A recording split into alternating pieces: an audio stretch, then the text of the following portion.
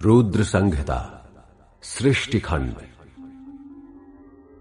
एक समय शौनक आदि मुनियों ने नैमिषारण्य में सूत जी से जिज्ञासावश कुछ प्रश्न किए। उन्होंने पूछा, शिवजी का सर्वश्रेष्ठ रूप और पार्वती सहित उनका दिव्य चरित्र क्या है? शिवजी किस रूप से प्रसन्न होते हैं और प्रसन्न होने पर क्या फल देते हैं? ब्रह्मा, विष्णु और महेश शिवजी के अंश से उत्पन्न हुए, फिर इनमें पूर्णांश के रूप में महेश की स्वीकृति क्यों है? सूत जी ने मुनियों से कहा कि एक बार नारद जी ने ब्रह्मा जी से इसी प्रकार के प्रश्न पूछे थे। नारद जी ने पूछा था कि शिवत्व का पूर्ण रूप क्या है। तब ब्रह्मा जी ने नारद जी को शिवत्व के बारे में विस्तार से बताया और सृष्टि की इच्छा, उत्पत्ति और स्वरूप पर प्रकाश डाला। ब्रह्मा जी ने कहा कि प्रारंभिक प्रलय काल में जब स्थावर जंगम का विनाश काल आया था और सूर्य, ग्रह, तारे सब नष्ट हो गए थे और अंधकार का राज्य चारों ओर फैला हुआ था, तब एक सद्ब्रह्म ही शेष रह गया था। वो सद्ब्रह्म जो योगियों द्वारा ध्यानगम्य है, मन, वाणी और इंद्रियों के ज्ञान से परे है, नाम, रूप, वर्ण रहित है, सत असत से परे है। वह सत्य ज्ञान अनंत स्वरूप है और अमूर्त परम तत्व सदा शिव का लिंग ही उनका स्वरूप है। इस स्वरूप को ही भक्त और ज्ञानी ईश्वर कहते हैं। यह परमेश्वर स्वरूप शिव ही अपने से अनश्वर शक्ति उत्पन्न करता है। इसी का नाम प्रकृति, त्रिगुणमयी माया और निर्विकार बुद्धि के रूप में जाना जाता है। प्रकृति शक्ति रूपा अंबिका, त्रिदेव जननी, नित्य तथा मूल प्रकृति कहलाती है। प्रकृति की अंबिका रूप में 8 भुजाएं और विचित्र मुख है। माया के संयोग से यह अन्य अनेक रूपों में हो जाती है। पर ब्रह्म शिव सिर पर गंगा और ललाट पर चंद्रमा धारण किए हुए हैं। उनके 3 नेत्र हैं, 5 मुख हैं और 10 भुजाएं हैं। वे काल स्वरूप भगवान हैं और त्रिशूलधारी हैं। उन्होंने ही काशी रूप में अपने शिव क्षेत्र को स्थापित किया है। यह शिव क्षेत्र शिव और पार्वती से रहित कभी नहीं होता, इसलिए यह अविमुक्त क्षेत्र कहलाता है। सृष्टि की उत्पत्ति के विषय में ब्रह्मा जी ने नारद जी को बताया कि सृष्टि की इच्छा होने पर शिवजी ने इसका भार अपने आप नहीं लिया। सृष्टि की इच्छा बलवती होने पर उनके दक्षिण भाग के दशमांश से एक पुरुष का आविर्भाव हुआ। इसका नाम शिवजी ने विष्णु रखा और उसे परम कार्य करने के लिए गहन तप करने का आदेश दिया। विष्णु जी ने बहुत समय तक तप किया। तब शिवजी की कृपा से विष्णु के शरीर से जलधाराएं निकली और उन पर मोहित होकर विष्णु जी सो गए। इसी कारण नार अर्थात जल पर सोने के कारण उनका नाम नारायण पड़ा। उस समय विष्णु जी से ही सारे तत्वों का जन्म और विस्तार हुआ। सबसे पहले प्रकृति से महत्व, उससे फिर 3 गुण, 3 गुणों से अहंकार, अहंकार से 5 तन्मात्राएं, शब्द, रूप, रस और गंध, और उससे पंचभूत, पृथ्वी, जल, आकाश, तेज और वायु प्रकट हुए। इसके बाद 5 ज्ञानेंद्रियां, नेत्र, नाम, नाक, जिह्वा और त्वचा तथा 5 कामेंद्रियां, वाणी, चरण, हस्त, गुदा और उपस्थ उत्पन्न हुई। इस प्रकार शिवजी की इच्छा से ही यह 24 प्रकार का सार तत्व रूपक प्रकट हुआ और यह सब एकत्र होकर ब्रह्म रूप जल में सो गए। भगवान नारायण के सो जाने पर शिवजी की इच्छा से ही उनकी नाभि से एक कमल उत्पन्न हुआ और फिर उस कमल से शिवजी ने मुझे ब्रह्मा उत्पन्न किया। मुझे उस समय कुछ भी पता नहीं था। कुछ क्षण बाद अपने कर्ता को खोजने का प्रयास किया, लेकिन मैं उसका मूल नहीं पा सका। तब उस नाल के सहारे ऊपर जाने पर मुझे एक आकाशवाणी सुनाई दी और 12 वर्ष कठिन तप करने के बाद विष्णु जी के दर्शन हुए। मैं उन्हें पहचान नहीं पाया और उनसे उनका परिचय पूछा। जब विष्णु ने अपने को सर्वज्ञ और मेरा पिता बताया तो मैंने उनका तिरस्कार किया और अपशब्द कहे। हमारे बीच विवाद छिड़ गया और विवाद ने संघर्ष का रूप ले लिया। सहसा हम दोनों के बीच स्तंभ रूप में लिंग प्रकट हुआ और हमने युद्ध बंद करके उससे परिचय देने की प्रार्थना की। शिवजी ने अपना परिचय दिया। उस समय हमने ओम की गंभीर ध्वनि सुनी तथा शिवलिंग को विशिष्ट रूप में देखा। उसके दक्षिण भाग में आकार, उत्तर भाग में उकार और मध्य भाग में मकार को देखा। सत्य, आनंद और अमृत स्वरूप पर ब्रह्म ही ओम में दृष्टिगोचर हो रहा था।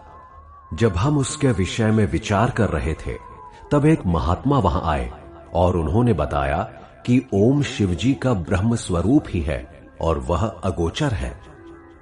ओम के अ, उ और म वर्ण ब्रह्मा, विष्णु और महादेव के प्रतीक हैं।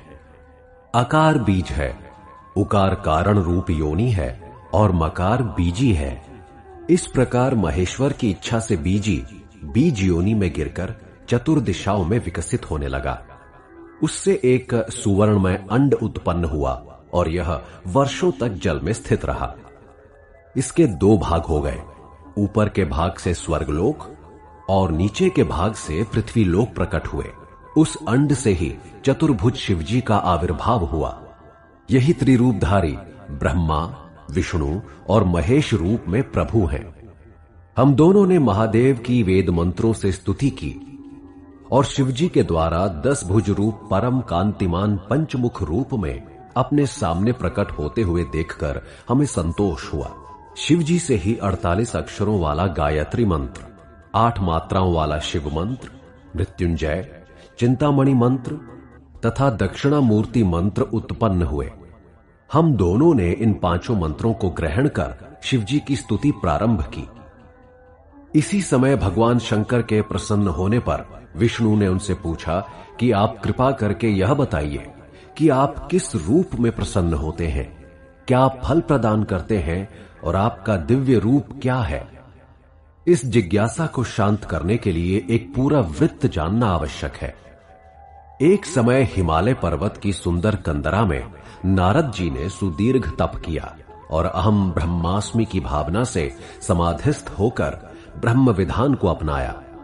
नारद जी के घोर तप से इंद्र विचलित हो गए और उन्होंने कामदेव से अपनी मनोकामना पूरी करने के लिए सहायता मांगी। इंद्र को यह भय था कि तप सफल हो जाने पर नारद कहीं इंद्र पद की मांग न करने लगे।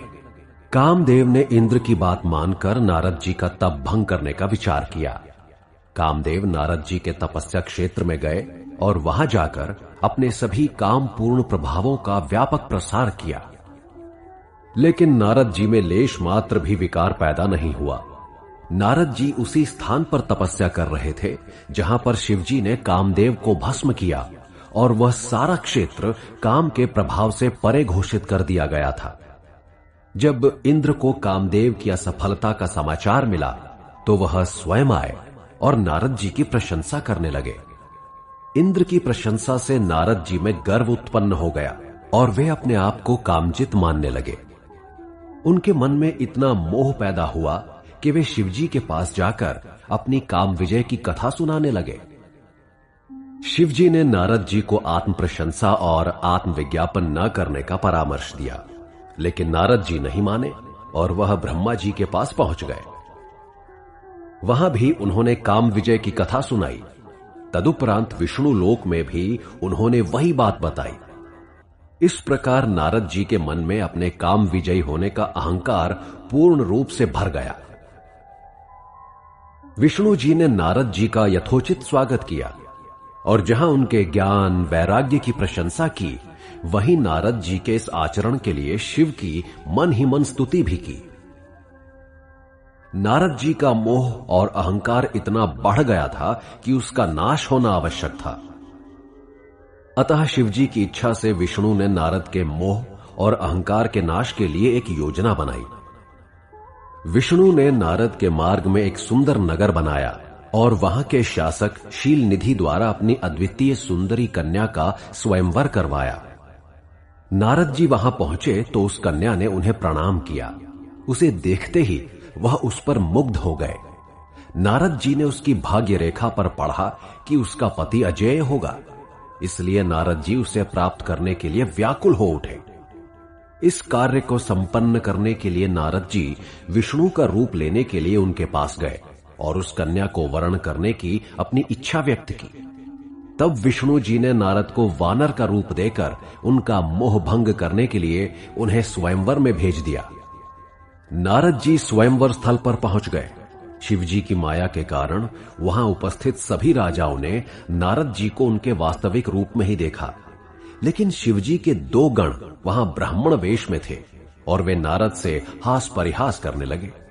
जब कन्या वरमाला हाथ में लिए वहां पर उपस्थित हुई तो वे उचक उचक कर उसे देखने लगे। तो वहीं वह सुंदर कन्या नारद जी को देखकर अत्यंत त्रस्त हो रही थी। उसने जैसे ही एक राजा के रूप में विष्णु जी को द्वार पर देखा तो उनके गले में माला डाल दी। यह देखकर नारद जी बहुत दुखी हुए तथा उन्होंने रुद्रगणों के कहने पर जल में अपना प्रतिबिंब देखा। नारद जी को बहुत क्रोध आया और समाप्त नहीं हुआ। वह सीधे विष्णु को खरी खोटी सुनाने लगे। नारद जी ने विष्णु को स्त्री वियोग में दुखी होने का श्राप दिया और यह भी कहा कि इस वियोग जन्य दुख को दूर करने के लिए आपको वानर की सहायता ही लेनी होगी। विष्णु जी ने शिवजी की माया को समझते हुए श्राप को शिरोधार्य किया।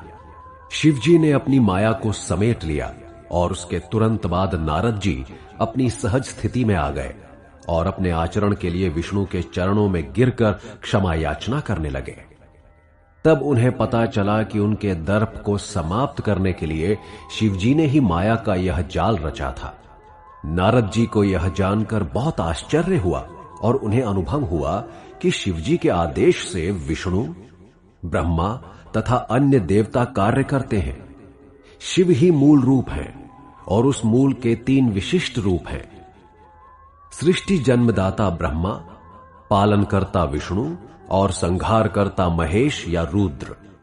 ऐसे शिवजी की पूजा करने से, रुद्राक्ष और भस्म धारण करने से शिवजी प्रसन्न होते हैं और साधक का अज्ञान दूर होता है।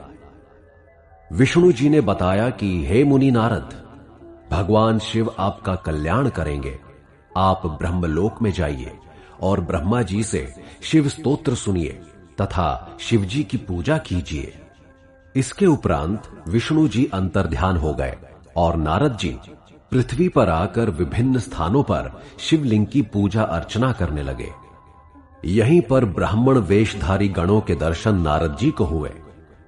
गणों के विषय में शाप देने के कारण नारद जी को पश्चाताप हुआ, किंतु उनकी वाणी असत्य नहीं हो सकती थी। अतः नारद जी ने शाप के उद्धार का उपाय बताया। उन्होंने कहा कि श्रेष्ठ मुनि के घर उत्पन्न होकर तुम राक्षस बनोगे और अतुल बल, प्रताप तथा ऐश्वर्य प्राप्त होगा।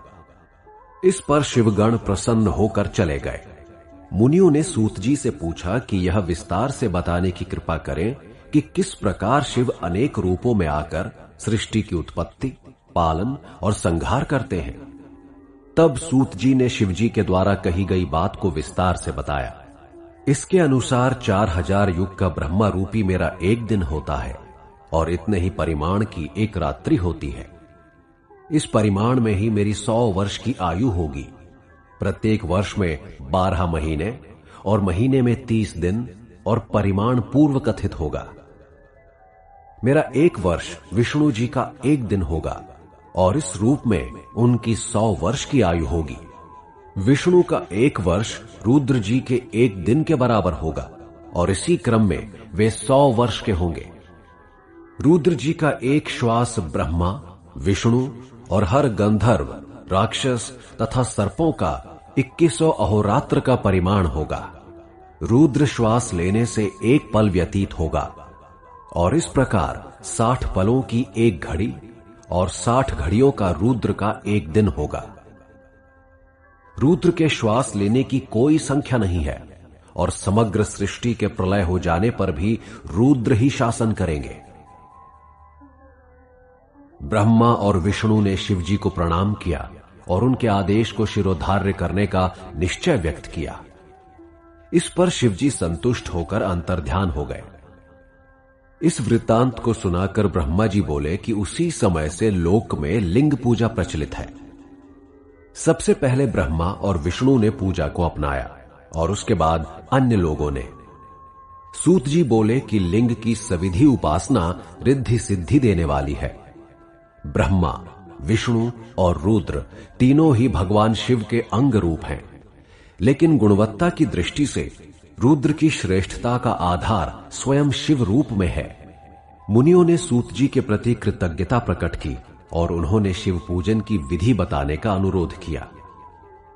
ऋषियों के प्रश्न को सुनकर सूत जी बोले कि ब्रह्मा जी से नारद ने, उपमनु से कृष्ण ने और सनत कुमार से व्यास जी ने यही प्रश्न किया। उन लोगों ने शिवलिंग की पूजा का जो विधान वर्णित किया है उसे मैं आप लोगों को बताता हूं। प्रत्येक शिव भक्त को चाहिए कि वह ब्रह्म मुहूर्त में उठे और शिव, गुरुदेव और तीर्थों का स्मरण करता हुआ शिव स्तोत्र का पाठ करे। दक्षिण दिशा में जाकर नित्य कर्म संपन्न करके हाथ पैर मिट्टी से धोकर साफ करे। इसके बाद स्नान करके गणेश जी की पूजा करे और फिर शिवलिंग की स्थापना करके 3 बार प्राणायाम करे और 3 बार आचमन करे। ओम त्रयंबकम यजामहे, इस मंत्र का उच्चारण करके शिवजी का ध्यान करे और फिर प्रणव मंत्र से षडान्यास करते हुए शिवजी की पूजा प्रारंभ करे। भक्त को चाहिए कि वेद मंत्रों का उच्चारण करते हुए वह सहज जल धारा से शिवलिंग को स्नान कराए, फिर चंदन और पुष्प आदि अर्पित करके वेद मंत्रों के द्वारा स्तुति करता हुआ अपना प्रणाम निवेदन करे। अंजलि में पुष्प लेकर आप्त काम होने की प्रार्थना करे और इस प्रार्थना के साथ ही शिवलिंग पर फूलों की वर्षा करे। अपने अपराधों की क्षमा याचना के लिए आचमन करे। उसके उपरांत प्रसन्न मन से व्यापार आदि करता हुआ सिद्धि को प्राप्त करे। पूर्व समय की बात है कि ब्रह्मा देवताओं को साथ लेकर विष्णु लोक गए। विष्णु जी ने देवताओं के आने का कारण पूछा तो उन्होंने कहा कि हम यह ज्ञान प्राप्त करने आए हैं कि दुरित विनाश के लिए किस देवता की सेवा करनी चाहिए। उनके इस प्रश्न के उत्तर में विष्णु जी बोले कि भगवान शंकर सब दुखों का निवारण करने वाले हैं, इसलिए वे ही सेव्य हैं। शिवजी की पूजा से मनुष्य के सभी दुरित नष्ट होते हैं और उसे सभी सुख प्राप्त होते हैं तथा मुक्ति भी सुलभ हो जाती है। विश्वकर्मा ने विष्णु जी के आदेश से और विभिन्न देवताओं के अनुरोध पर अनेक देवों को प्रदान करने के लिए अनेक शिवलिंगों की रचना की और उन्हें विभिन्न देवताओं को दे दिया।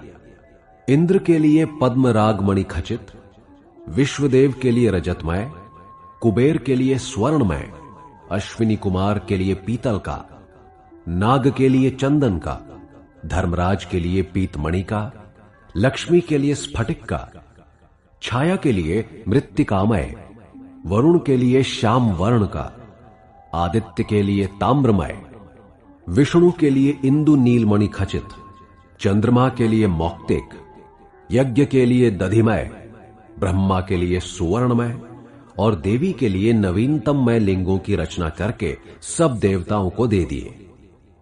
जब सारे देवताओं को लिंग प्राप्त हो चुके थे तब विष्णु जी ने उनसे फिर कहा कि ब्रह्म की प्राप्ति का एकमात्र उपाय प्रतिमा पूजन है।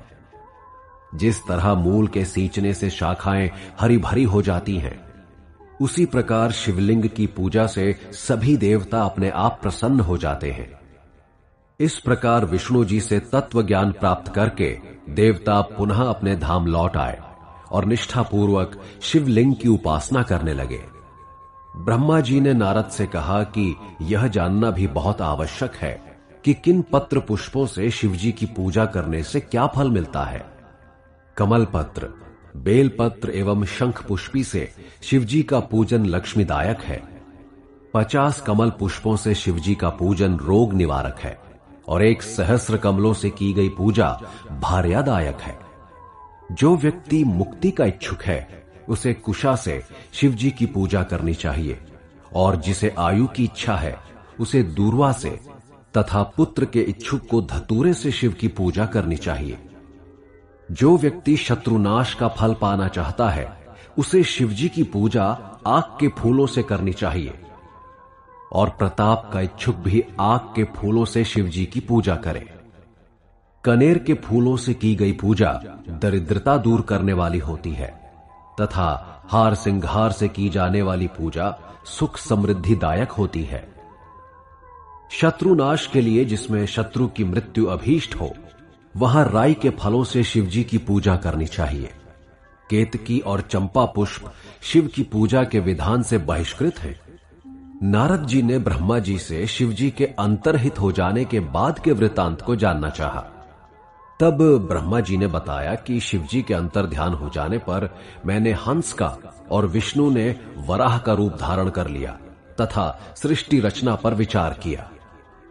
हंस और वराह का रूप धारण करने के कारणों पर प्रकाश डालते हुए और नारद जी की जिज्ञासा का शमन करते हुए ब्रह्मा जी बोले कि हंस की गति ऊपर जाने की निश्चल होती है और क्षीर नीर जैसी विवेक बुद्धि तत्व अतत्व के ज्ञान में जैसी हंस की होती है, वैसी किसी और पक्षी की नहीं। हंस ही ज्ञान और अज्ञान के निर्धारण में सर्वाधिक सक्षम है, इसलिए मैंने हंस रूप धारण किया। वराह की नीचे जाने की गति निश्चल होती है, अतः विष्णु ने वराह का रूप धारण किया। इसके बाद नारद जी को सृष्टि रचना के विवरण से परिचित कराते हुए ब्रह्मा जी ने कहा कि शिव के अंतर्हित हो जाने पर विष्णु जी ब्रह्मांड से बाहर निकलकर बैकुंठ में चले गए और उस समय मैंने शिव और विष्णु को प्रणाम करके सबसे पहले जल का निर्माण किया। उस जल में एक अंजलि डालकर 24 तत्वों वाला एक अंडा प्रकट किया। वह फिर विराट हो गया। उस विराट अंडे में चैतन्य लाने के लिए मैंने 12 वर्ष तप किया। उसके फलस्वरूप उस अणु के अनंत में प्रविष्ट होकर उसे चैतन्य दिया। इसके बाद जब सृष्टि निर्माण प्रारंभ किया, तब सबसे पहले अविद्या और अंधकार प्रधान पाप की सृष्टि ही मेरे सामने प्रकट हुई। उससे मैंने स्थावरों की रचना की और पुनः मुख्य सृष्टि की रचना के लिए शिवजी का ध्यान करने लगा। उसके बाद तिरछे चलने वाले जीव पैदा किए, जिससे असंतुष्ट होकर मैंने सतोगुणी देवों की सृष्टि की। उसके बाद शिवजी के आदेश से रजोगुण प्रधान मानवीय सृष्टि की। इस प्रकार तामसी स्थावर, त्रियक देव तथा मानव सृष्टि हो जाने के बाद सर्गों की रचना करने का विचार आया। सर्ग रचना का विचार आने पर 3 सर्ग उत्पन्न हुए: महत् सर्ग, सूक्ष्म भौतिक सर्ग तथा वैचारिक सर्ग। वैचारिक सर्ग से अष्टविध प्राकृतिक सृष्टि उत्पन्न हुई। इस प्रकृति में विकृति के आने पर अवर्णनीय कुमार सर्ग उत्पन्न हुआ। इसके उपरांत द्विजात्मक सर्ग अस्तित्व में आने पर मानस पुत्र सनक उत्पन्न हुए। सनक आदि की वैराग्य भावना के कारण जब उन्होंने सृष्टि रचना की मेरे आदेश की अवज्ञा की, तो मुझे क्रोध के साथ इतना अधिक दुख हुआ कि मेरे नेत्रों में आंसू भी आ गए। तब भगवान विष्णु प्रकट हुए और उन्होंने मुझे सांत्वना दी तथा भगवान शिव का ध्यान करने के लिए कहा। मैंने शिवजी का ध्यान किया और मेरे ध्यान से प्रसन्न होकर अर्धनारीश्वर तेज राशि नील लोहित शिव प्रकट हुए और मेरी प्रार्थना पर उन्होंने अपने तुल्य रुद्रों की सृष्टि की। मैंने हाथ जोड़कर उनसे मानवीय सृष्टि करने की प्रार्थना की जो मरणध वर्मा हो। इस प्रार्थना के बाद भगवान महादेव ने दुख सागर में निमग्न होने वाली और शुभ ना लगने वाली सृष्टि करने की अनिच्छा प्रकट की।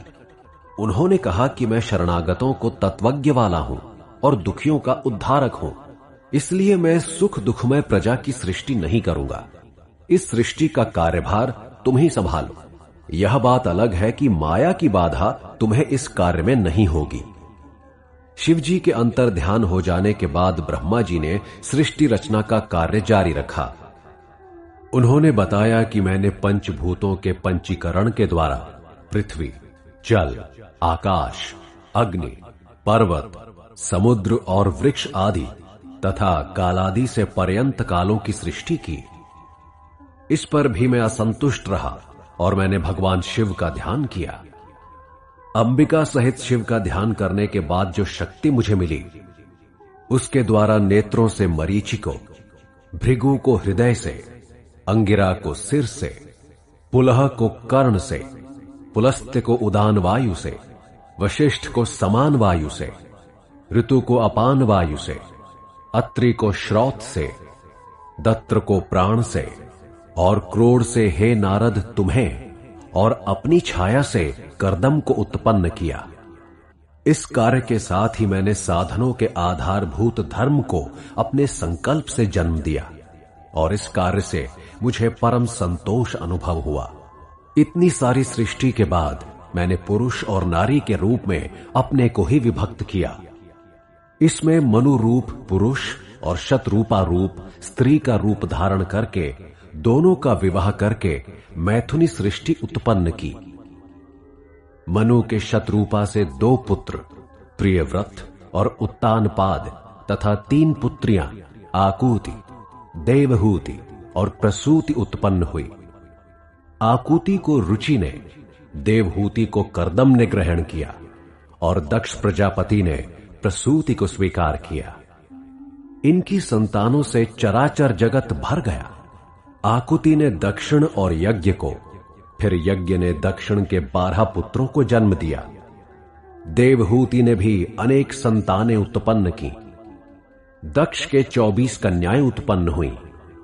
इसमें उसने श्रद्धा, लक्ष्मी, धृति, तुष्टि, मेधा, क्रिया, बुद्धि, लज्जा, वायु, शांति, सिद्धि और कीर्ति इन 13 पुत्रियों को यम को दे दिया, और शेष ख्याति, स्मृति, प्रीति, क्षमा, संतति, अनुरूपा, स्वाहा और स्वधा, भृगु, भव, मरीचि, अंगिरा, पुलस्त्य, ऋतु, अत्रि, वशिष्ठ आदि को क्रम रूप से सौंप दी। इसके बाद तो शिवजी की कृपा से असीमित सृष्टि उत्पन्न हुई। असंख्य जातियां उत्पन्न हुई। इनमें ब्राह्मण जाति ही सर्वोत्कृष्ट है। नारद जी से ब्रह्मा जी बोले कि हे नारद, मैं और विस्तार से शिव रूप की व्याख्या करता हूं। निर्गुण भगवान शिव का बायां अंग विष्णु है, ब्रह्मा उनका सेव्य अंग है और उनका हृदय रुद्र है। इसी क्रम से 3 गुण सत, रज और तम की स्थिति है। शिवजी की ही सतोगुणी माया सती, रजोगुणी माया सरस्वती और तमोगुणी माया लक्ष्मी है। सतोगुणी माया का सती रूप में शिवजी से ही विवाह हुआ है, जिसने अपने पिता के यज्ञ में अपने पति शिव रुद्र का भाग न देखकर उसी समय अपने प्राणों का त्याग कर दिया। उसके बाद देवताओं की प्रार्थना पर उन्होंने हिमाचल सुता के रूप में पुनः जन्म लिया और तपस्या करके शिवजी को प्राप्त किया। यह सुनकर नारद जी बोले, हे पूज्य पितामह, आप मुझे भगवान शंकर के कैलाश गमन और वहां उन्होंने जो महत्वपूर्ण कर्म किए उन्हें बताने की कृपा करें।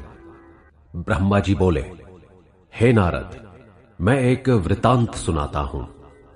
पुराने समय में कांपिल्य नगर में वेद वेदांगों का ज्ञाता एक राजपुरोहित यज्ञदत्त नाम का एक विद्वान रहता था।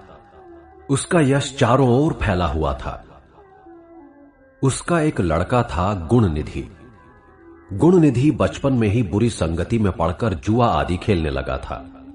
वह घर का सामान चुराकर जुए में हारने लगा।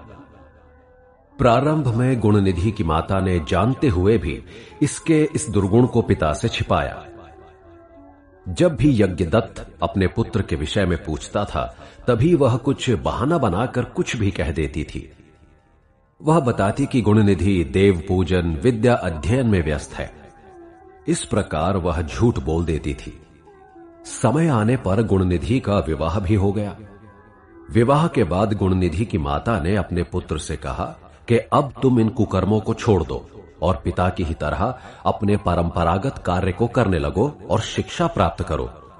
गुणनिधि की माता ने यह भी कहा कि यदि उसके दुष्कर्मों का पता राजा को चल गया तो वह उसके पिता की जीविका भी समाप्त कर देगा और पिता दुखी होंगे। किंतु इस समय माता के निवेदन का गुणनिधि पर कोई प्रभाव नहीं पड़ा। वह चोरी कर मदिरापान अधिक से अधिक करने लगा। इसके साथ दिन प्रतिदिन घर के आभूषण चुराकर और मां से छीनकर जुए में हारने लगा।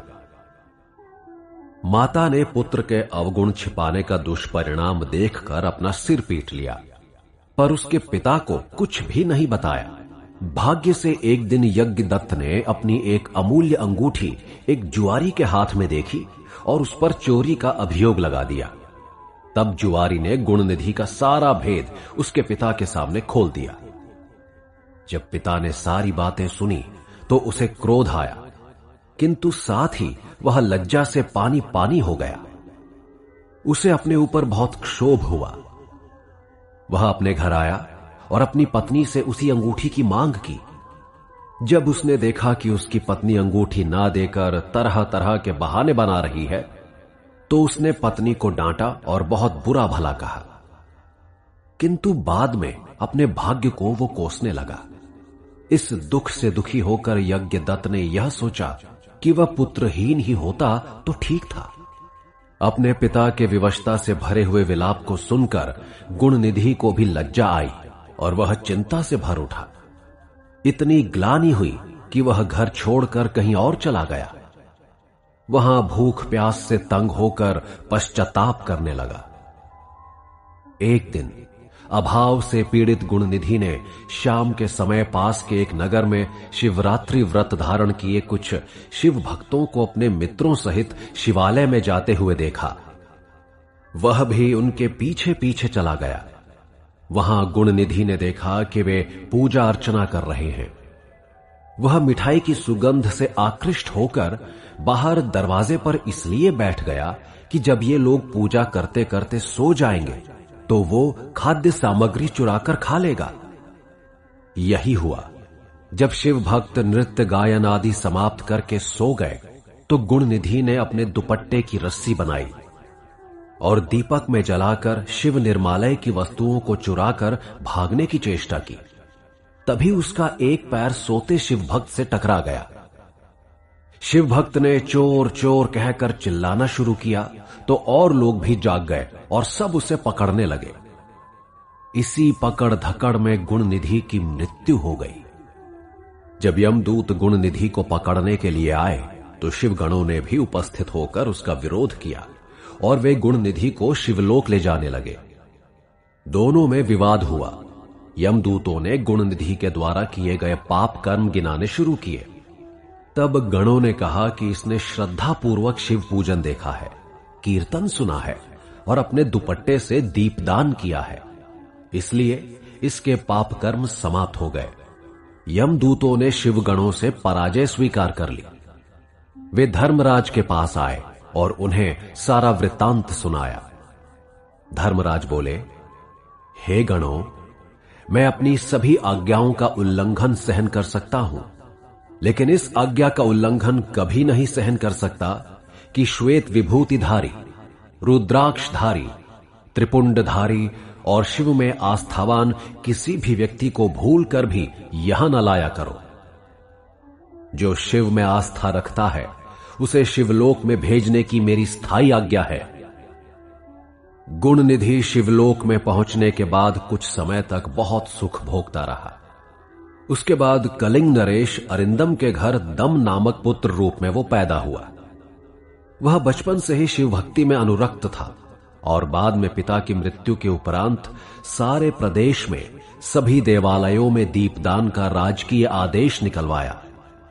मरने पर भगवान शिव की कृपा से दम अलका देश का शासक बना। वह पूर्व जन्म का गुणनिधि था। जब से गुणनिधि अलका का राजा बना तब से उसने भगवान शिव की बहुत ही भावनापूर्ण आराधना की और 11,000 वर्षों तक तपस्या करते हुए शिव जी को इस रूप में अपने वश में किया कि वे अंबिका सहित उसे वरदान देने के लिए अलकापुरी पधारे। उन्होंने ध्यान में लीन गुणनिधि को आंखें खोलने के लिए कहा और अपने को देखकर दर्शन से लाभान्वित होने का आदेश दिया। गुणनिधि ने नेत्र खोलकर भगवान शंकर और भगवती उमा को देखा। भगवती उमा के रूप, सौंदर्य और सौभाग्य के प्रति कुदृष्टि रखने के कारण उसका बायां नेत्र फूट गया।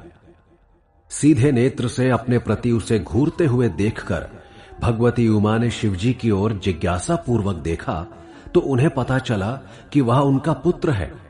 और उनके सौभाग्य की प्रशंसा कर रहा है। इसके बाद शिवजी ने उसे यक्षपति कुबेर बनने का वर दिया और यह आज्ञा दी कि वह अलकापुरी को अपना स्थायी निवास बना ले। इसके बाद गुणनिधि से शिवजी ने उमा के चरण स्पर्श करने के लिए कहा।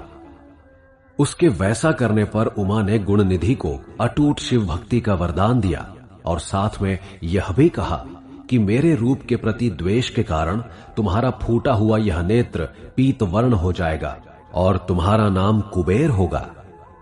इस प्रकार कुबेर भगवान शिव के आदेश पर विश्वकर्मा द्वारा बनाए गए एक नगर में, जो अलकापुरी के समीप ही था, वहां रहने लगा। विश्वकर्मा ने कैलाश पर एक सुंदर और सुविधाजनक रहने के आवास का निर्माण किया।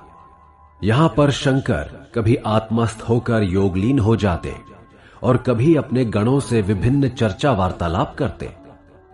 इस प्रकार शिवजी कैलाश में रहकर अनेक प्रकार से लीलाएं करने लगे।